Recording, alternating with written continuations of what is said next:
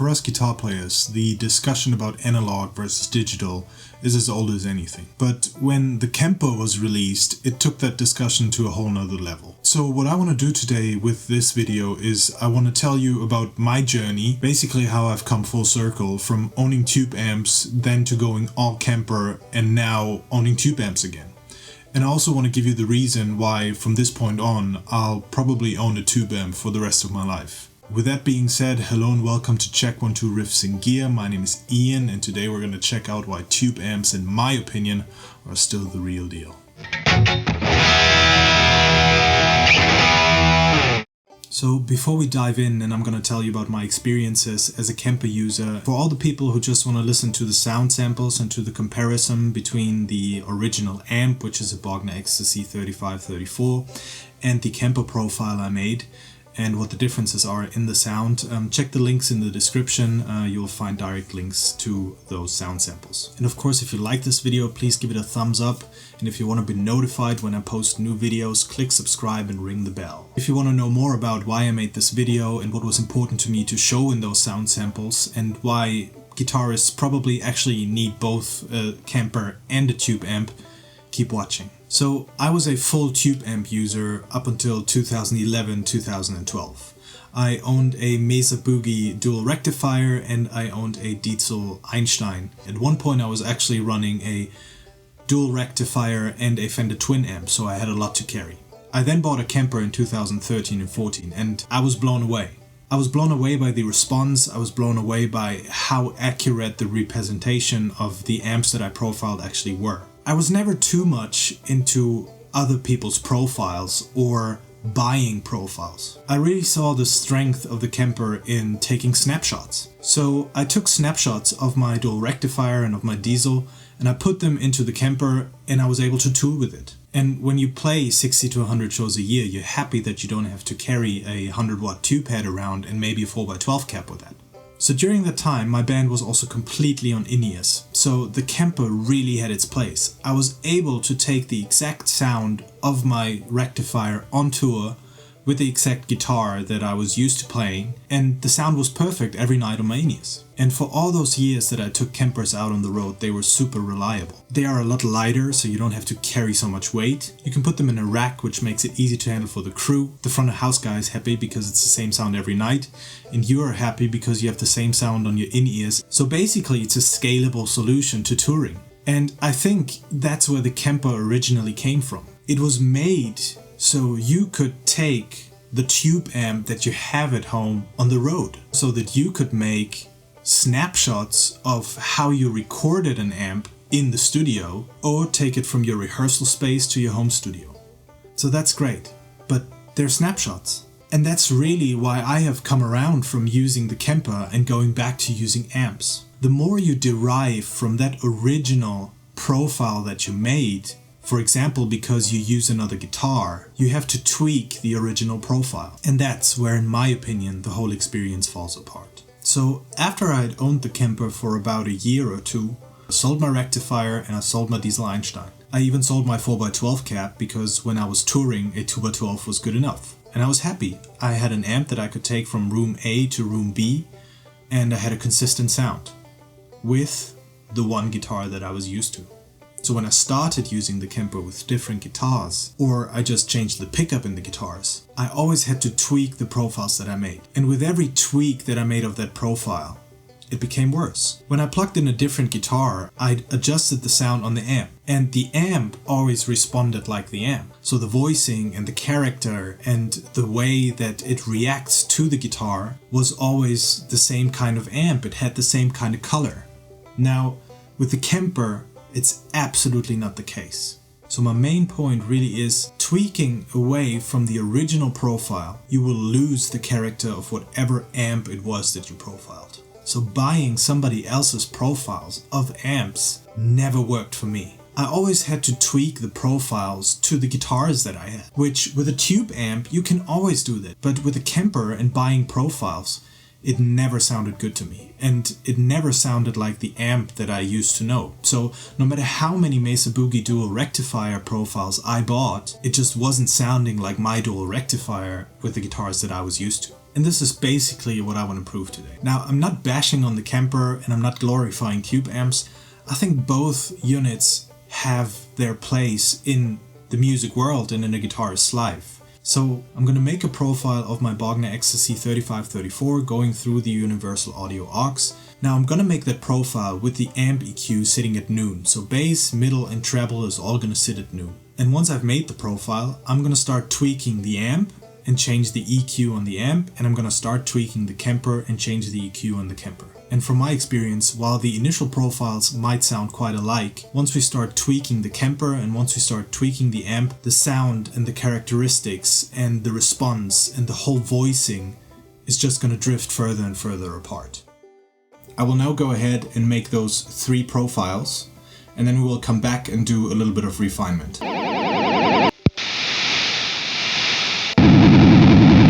Okay, so now that I have the profile in the Kemper, I'm going to store those. I'm going to store the blue channel with the boost, and the red channel profile. All of them are refined, and we'll quickly A/B the 2 sounds.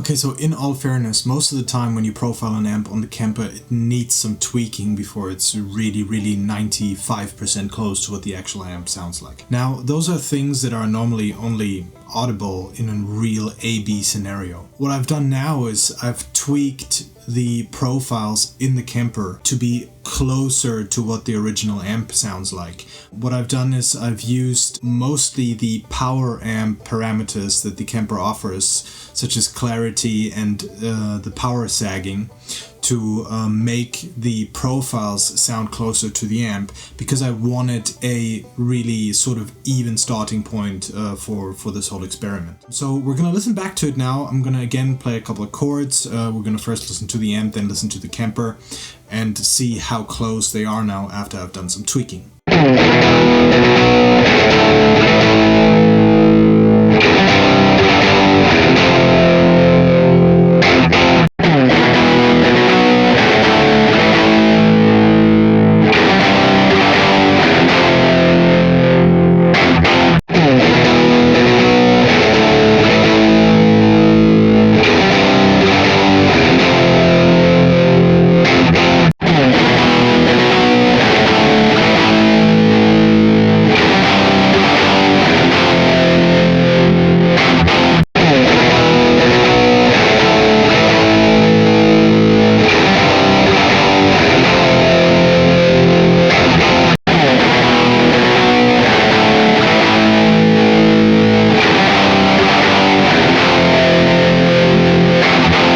We've established a starting point. I think this is where the fun begins. So I'm going to start tweaking both the amp and the Kemper, and I'm going to tweak the EQ parameters bass, middle and treble, which have been set to noon before, and I'm just going to tweak them the same on the amp as on the Kemper.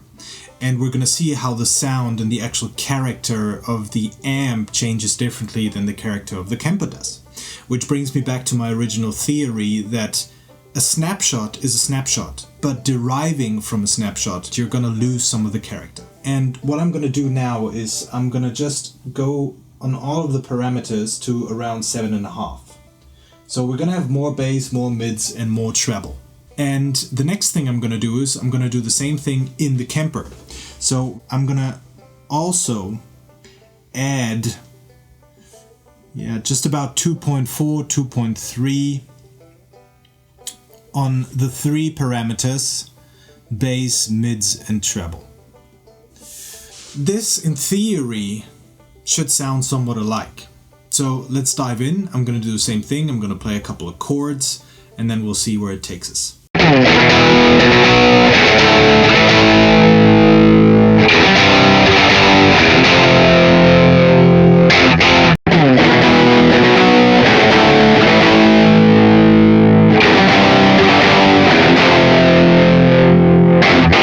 Okay, let's take this a step further. Let's do something else. I'm gonna go down on the gain. So the gain was on 7.5, and now I'm gonna put it down to just about 11 o'clock. And as we can see on the Kemper, gain was at 5.2 originally, and I'm gonna take it down just to, let's say, 4. And let's listen what has changed.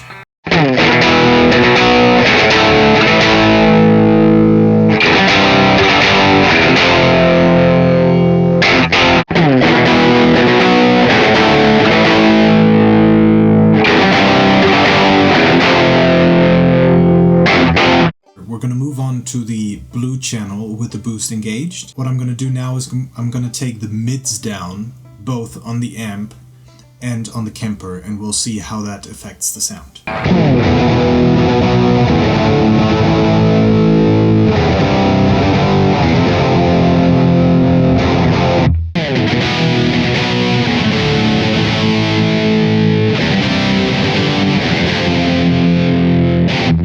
To my ears, I can hear quite a drastic difference, and more I'm losing sort of the characteristics of the Ecstasy 3534 in the Kemper when tweaking with the profile. So on the red channel, I'm going to do the same thing. I'm going to start by changing the EQ settings of all 3 bands. And I'm going to do the same thing on the Kemper EQ, going to the EQ section and then just increasing all of the parameters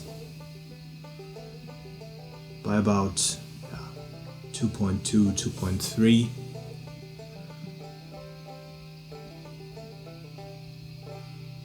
Yeah, so here we go.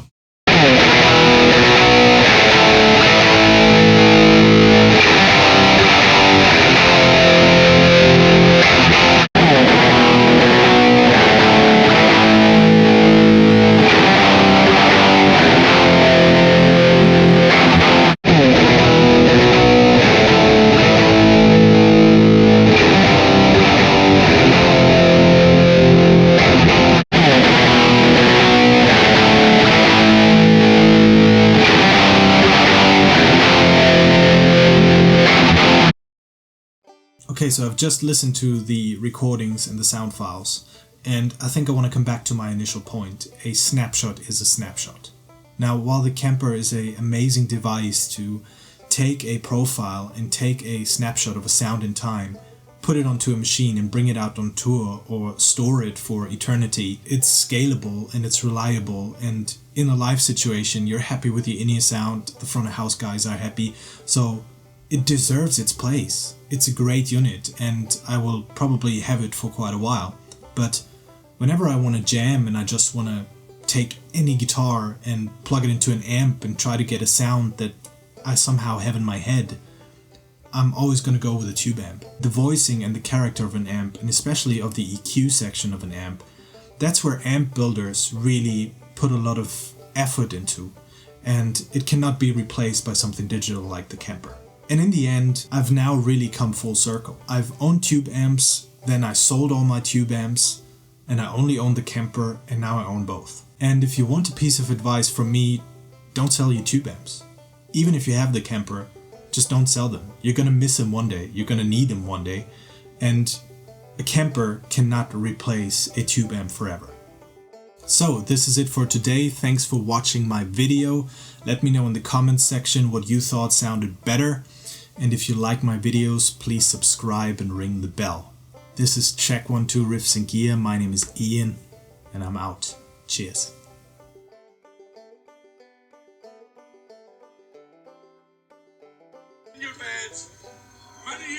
Oh, sorry, you're still here.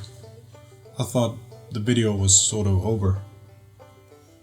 Well, but since you're still here, you could